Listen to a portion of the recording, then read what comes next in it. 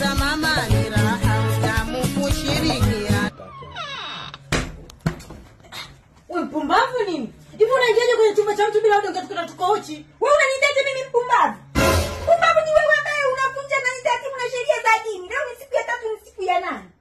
Sasa kama siku ya 3 siku ya 8 ndio uingia ungegonga hadi kisheria ugonge hadi kwenye chumba cha mtu unaingiaje kwenye chumba cha mtu gonge hadi? Ungetukuta uchi ingekuaje? Uchi upi unaosemea? Na kuuliza. Setting za uchi ndio setting zako. Huyu hapa sichokijua kwangu ni nini? Tena ningekuja uchi kabisa ili tukute tuko uchi kabisa. Wote tuwe kama mijusi ndani. Lakini nilikuwa nakwambia uende kwa sababu ya makelele ya huyu mwanamke wako mimi sio yataka.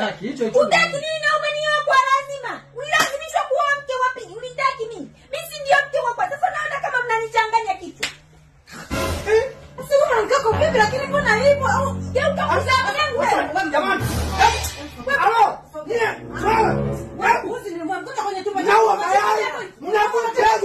Naua babu. Chalala kwenye chumba chako. Hebu mtaniua na mimi na mzazi mama. Wacha nimkumbatie mama. Kumbatia kwa kwako. Hebu hao. Bwana ni pumbavu. Mama. Wanda huku. Yes. Mama, mnaniua sasa mnanikaba. Hebu acheni ujinga. Halo.